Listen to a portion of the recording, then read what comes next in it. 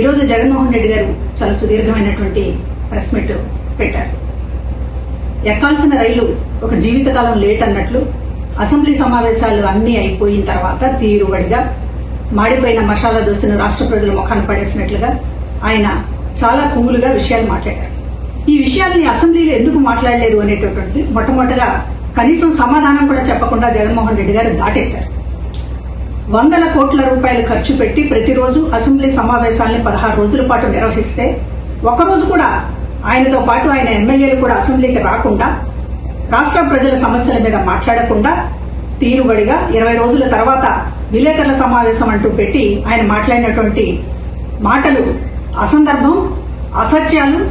అసందర్భంగా ఈ రోజున ఆయన మాట్లాడినటువంటి తీరు చాలా ఆశ్చర్యం కలిగించింది. ఒకటి, ఆయన ఆర్థిక విధ్వంసం గురించి ఏదో మాట్లాడారు. అప్పులు చేస్తున్నారు రాష్ట్ర ప్రభుత్వం అనేటటువంటి దీంతో మాట్లాడుతూ కాగ్ రిపోర్టుని కోట్ చేశారు.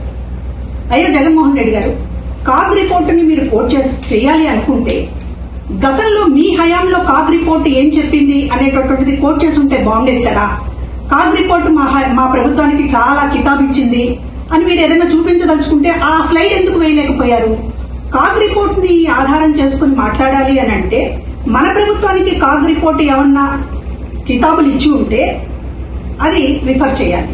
కానీ మీకు మీ హయాంలోనూ మీ అప్పులకు సంబంధించి మీ ఆర్థిక విధ్వంసాన్ని గురించి కాదు చెప్పింది కదా, దాన్ని ఎందుకు సైలెంట్ మోడ్ లో పెట్టారు? ఇంకొకటి, ఈ ఆర్థిక విషయాలు మాట్లాడుతూ కేంద్రానికి మేము లేఖ రాస్తాం, కేంద్ర ఆర్థిక శాఖకి చేసిన అప్పుల మీద అని మాట్లాడుతున్నారు. అంటే రాష్ట్రానికి అప్పు పుట్టకుండా చేయడానికి మీరు దేశవ్యాప్తంగా అంతర్జాతీయంగా లేఖలు రాస్తున్నారు. రాష్ట్రానికి అప్పు పుట్టకూడదు అనేది మీ కంకణం కట్టుకుని మీ ప్రయత్నం మీరు చేస్తున్నారు. లేఖలు రాయాలి అనుకుంటే చాలా సమస్యలు ఉన్నాయి. రైతులు గిట్టుబాటు ధరలు మీరే చెప్పారు, గిట్టుబాటు ధర లేదని. గిట్టుబాటు ధర మీద ఏ రోజు కేంద్రానికి ఒక్క లేఖ రాయకుండా ఇవాళ అప్పు పుట్టకుండా చేయడానికి మాత్రం లేఖలు రాస్తానండం రాష్ట్రం మీద మీరు అలా కత్తిగట్టారా జగన్మోహన్ రెడ్డి గారు? ఇంకొకటి, మహిళల వేధింపులపైన చంద్రబాబు గారి చర్యలు తీసుకోవడం లేదు అని మాట్లాడారు. అసలు ఈ మాట మాట్లాడే అర్హత జగన్మోహన్ రెడ్డి గారికి ఉందా? ఒక ఎంపీ న్యూడ్ కాల్స్ తో దేశమంతా రాష్ట్రం పరువు తీసినప్పుడు ఆ ఎంపీ మీద మీరేం చర్యలు తీసుకున్నారు జగన్మోహన్ రెడ్డి గారు? మీ మంత్రులు గంట అరగంట అని చెప్పేటటువంటి ఒక అశ్లీలమైనటువంటి మాటలు మాట్లాడుతున్నప్పుడు మీరేం చర్యలు తీసుకున్నారు?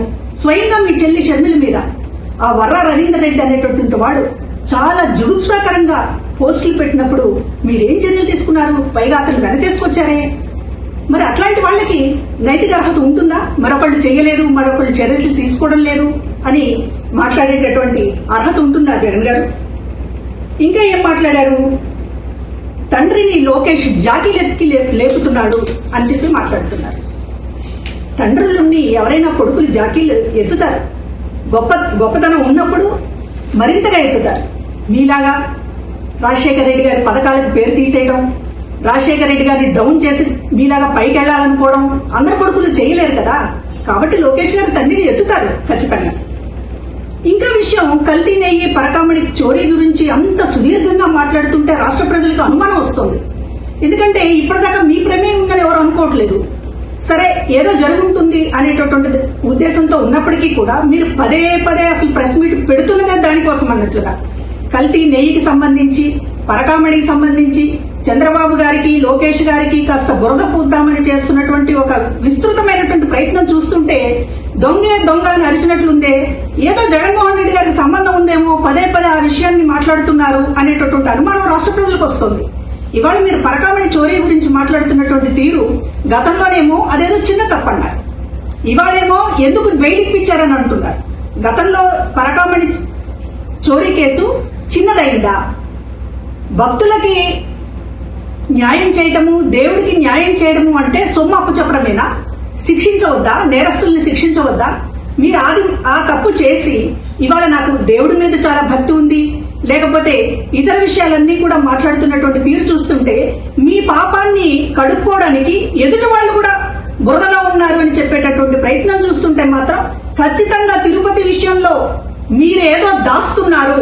జగన్మోహన్ రెడ్డి గారికి స్వయంగా ప్రమేయం ఉన్నటువంటి విషయాల్ని దాయటానికే పదే పదే ప్రెస్ మీట్ వంకతోటి కల్తీ నెయ్యి గురించి, పరకామణి గురించి మాట్లాడుతున్నారు. రాష్ట్ర సమస్యల మీద కంటే కూడా ఆ విషయాలనే ప్రస్తావిస్తున్నారు అనేటటువంటిది అర్థమవుతోంది.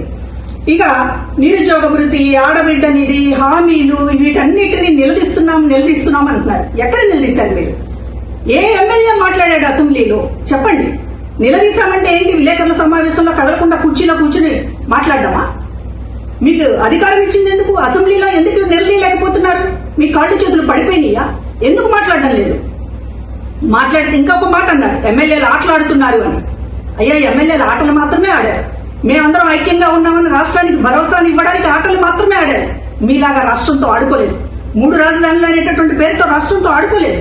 కాబట్టి ఇవాళ ఎమ్మెల్యేల ఆటల మీద లేకపోతే మరొక దాని మీద కామెంట్ చేసే ముందు మీరు చేసింది ఏంటి? అసలు మా హయాం అని పదే డబ్బా బాదుకుంటున్నారే.